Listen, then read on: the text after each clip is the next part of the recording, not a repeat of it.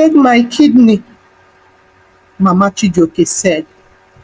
Everyone turned to her. "You are not a match," the doctor reminded her. "Then take all my blood, take my liver, take my heart." She cried more. "I will not watch my only son die." She fell on the floor, holding onto her son's feet. "Chiboy, you cannot leave me. Who will call me Mama Chi again? Who will eat my food and tell me it is sweet? My son, please don't go." After seeing this video, you can never be careless again on whom you trust with your child's health or your health. Not all doctors have good intention. The sorrowful end of Chijioke, the only child, is a lesson. But please don't go without pressing the like button or commenting. It matters so much to us.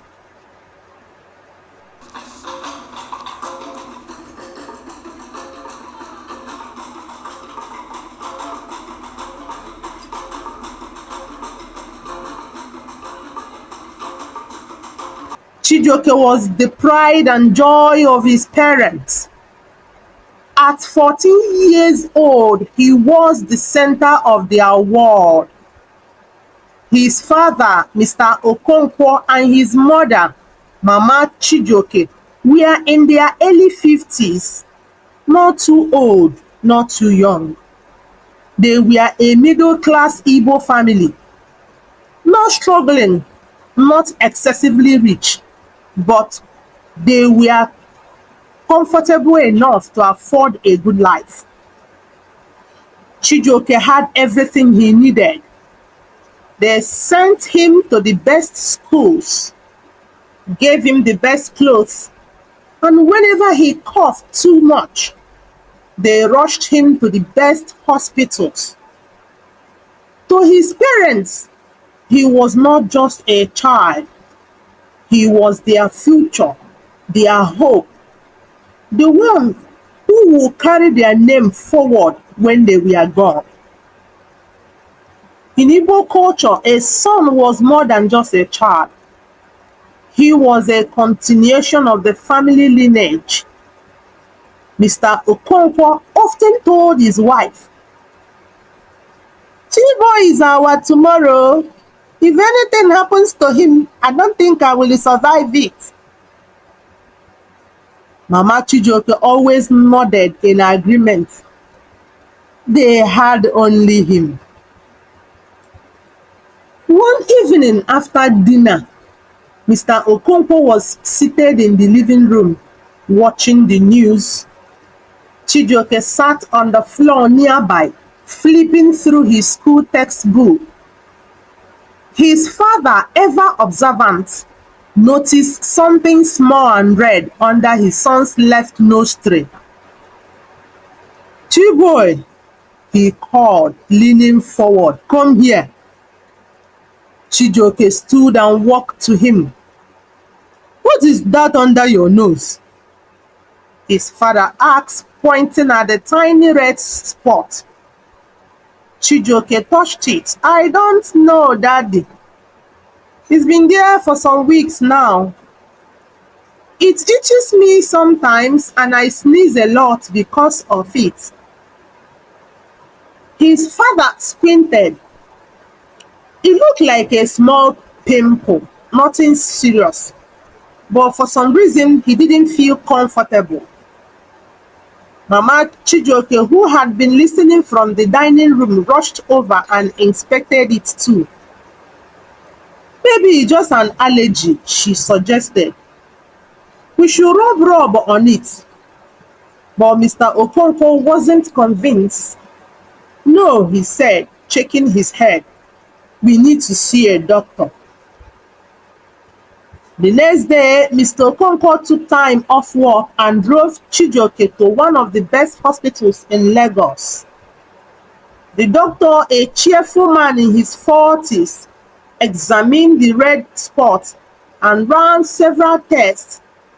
After a while, he smiled and said, "Sir, there is nothing to worry about.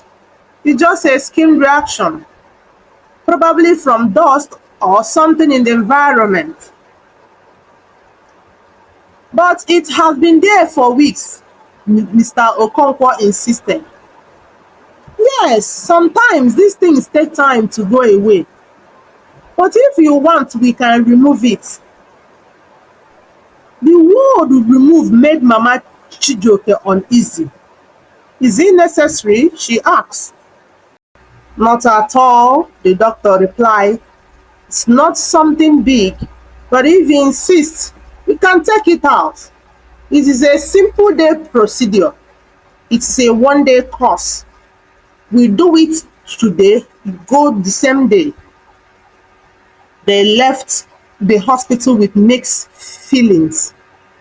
The doctor had said it was nothing, yet it remained there, and Chijioke kept sneezing. Days passed. The red spot refused to go away. It remained under his nostrils, irritating him every now and then. Mr. Okonkwo's mind was restless.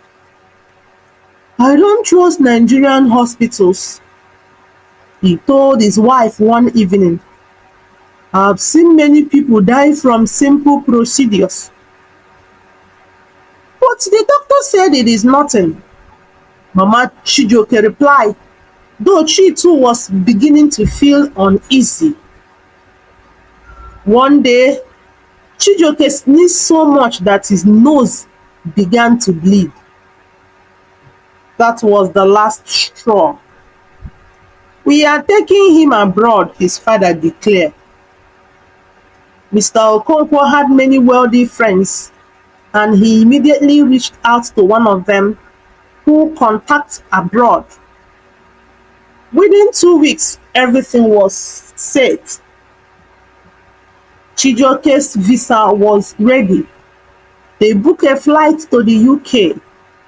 The best hospital in London had already reviewed his medical records and scheduled the minor procedure.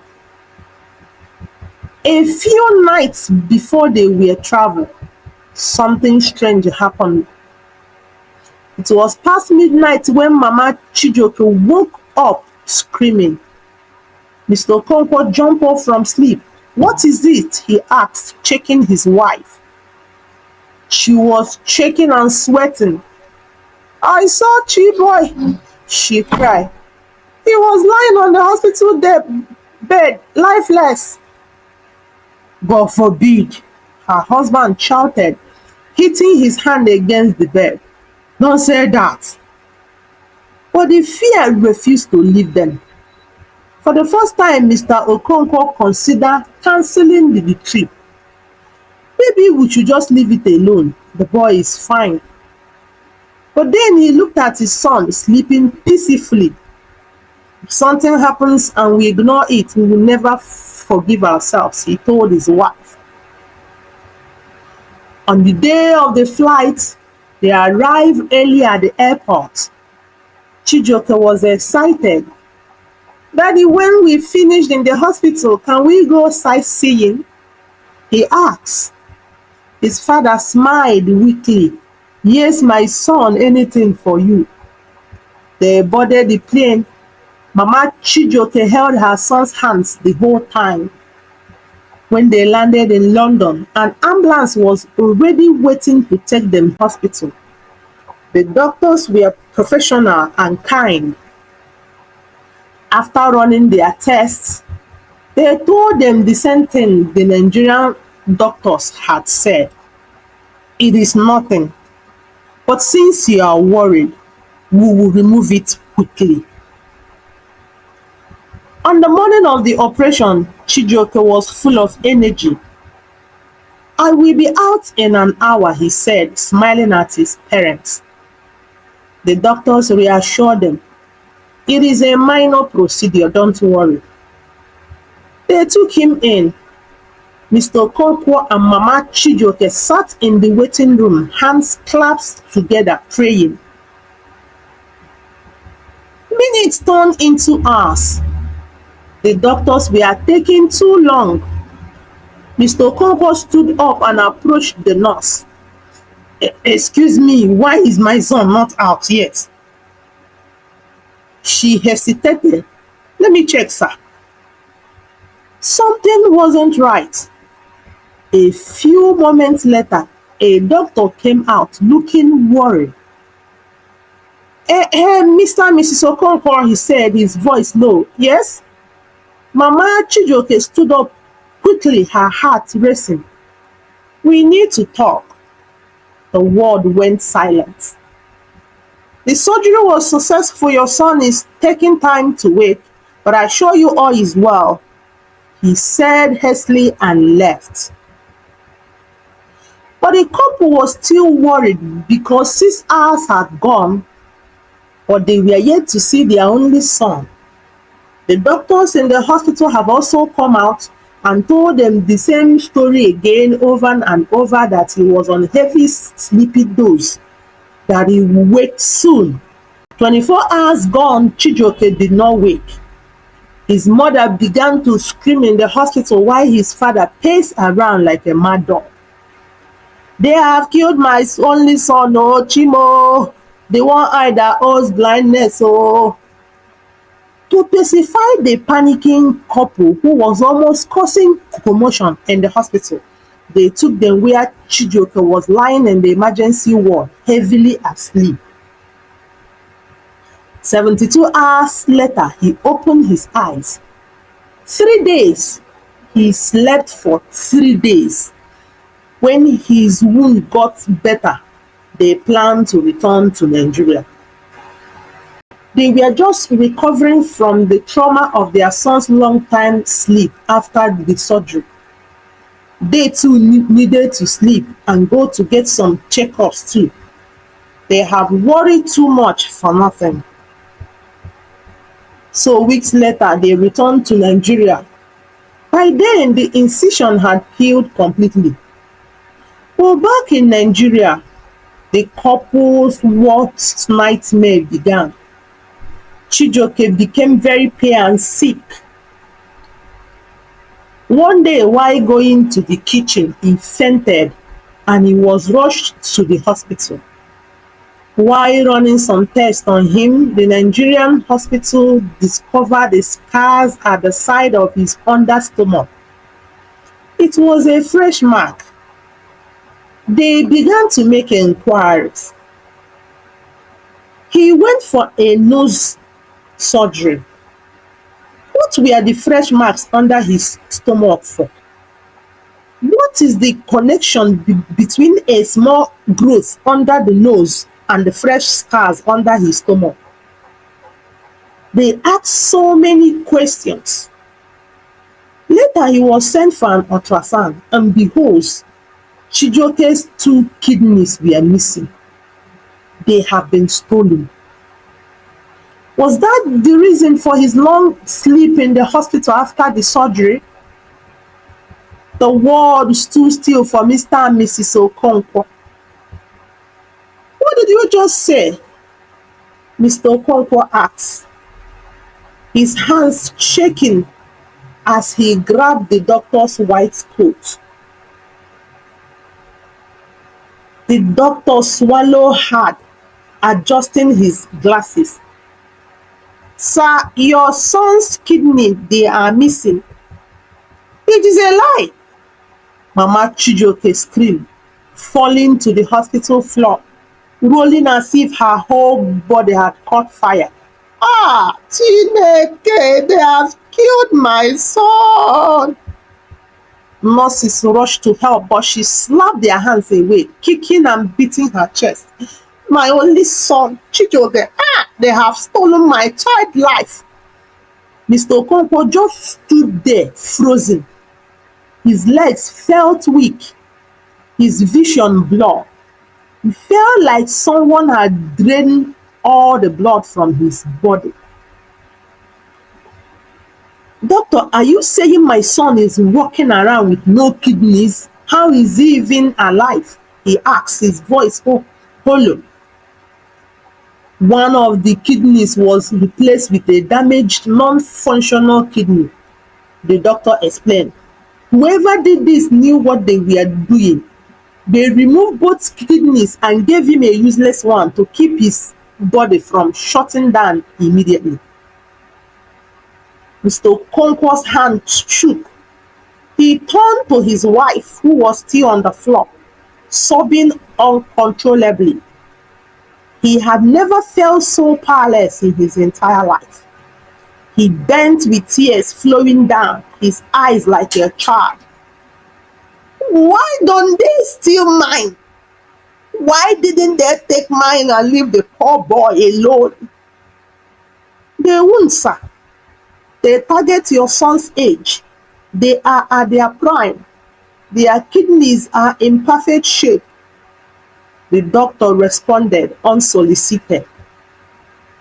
Chijioke himself too was too weak to understand what was happening. He lay in the hospital bed, his skin pale, his lips cracked. Daddy, I feel tired all the time, he said weakly. His mother wiped his forehead with a towel soaked in cold water, trying to control her shaking hands. Chiboy, don't worry, you'll be fine, she whispered, her heart breaking into 1,000 pieces. But deep inside she knew the truth. Without kidney, how could he be fine? Mr. Okonkwo couldn't sleep. He spent nights pacing the hospital corridors. He spent nights walking around the hospital corridors. His fist clenched, his mind racing.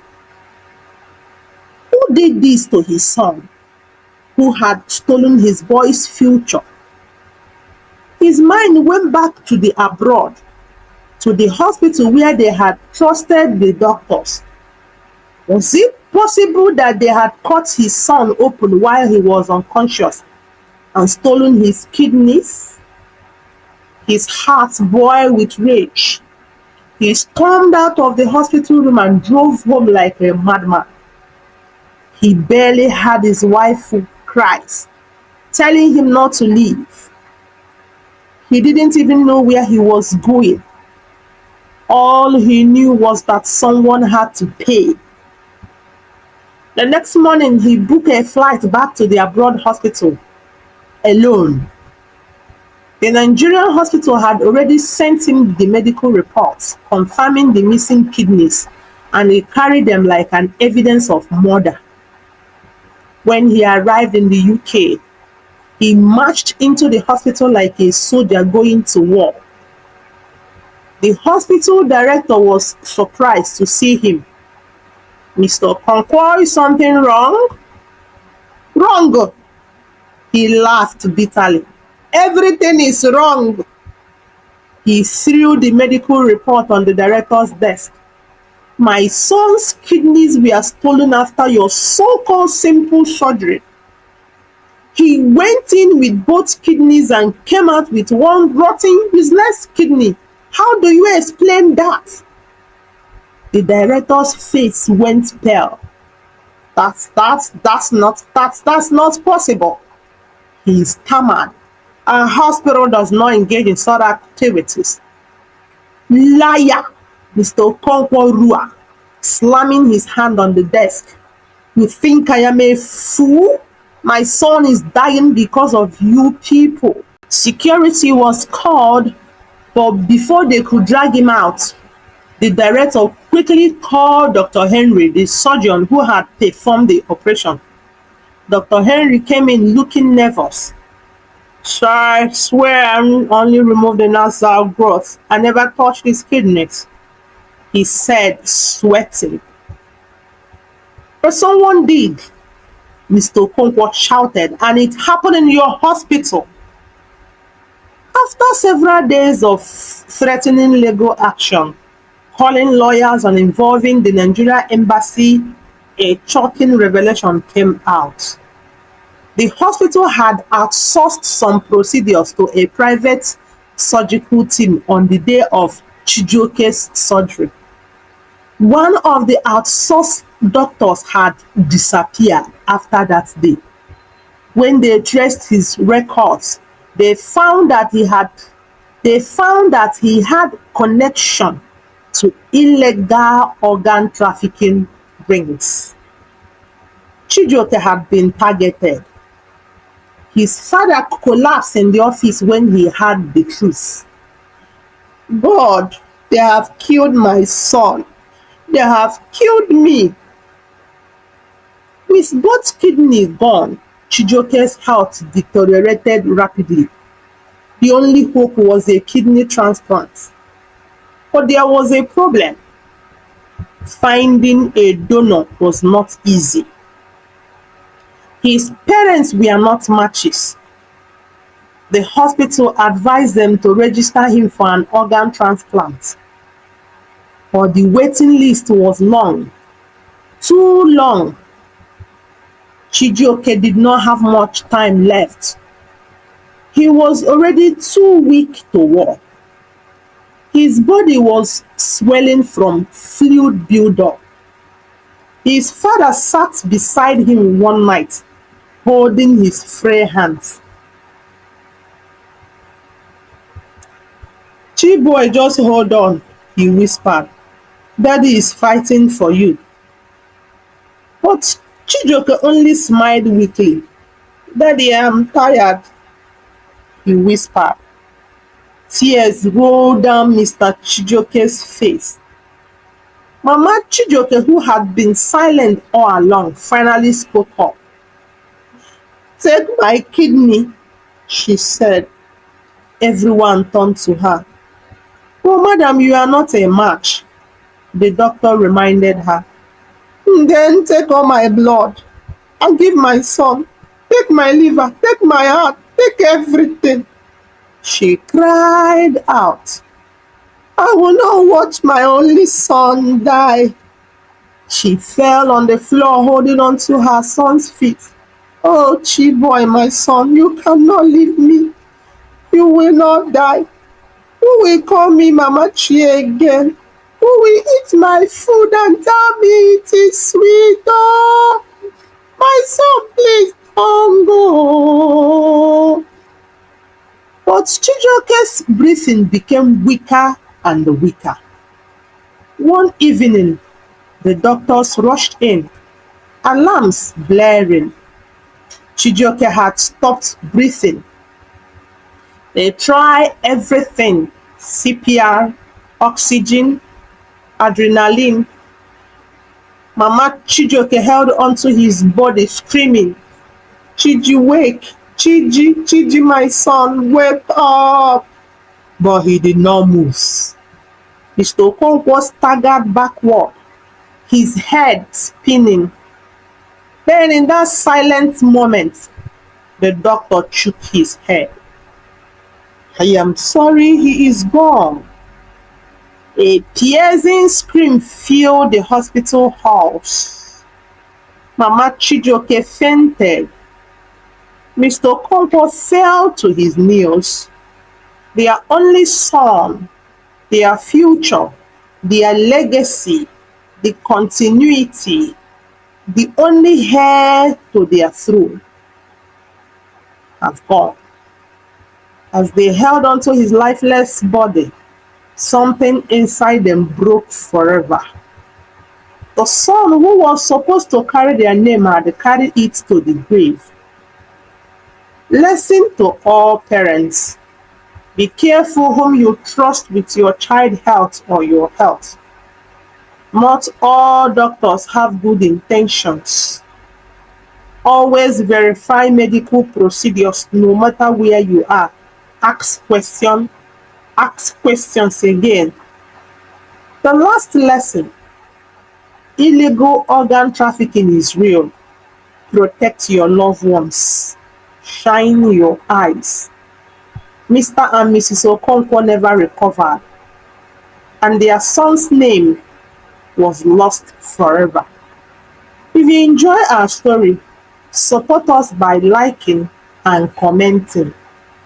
Welcome to AfricanFolktales. Goodbye.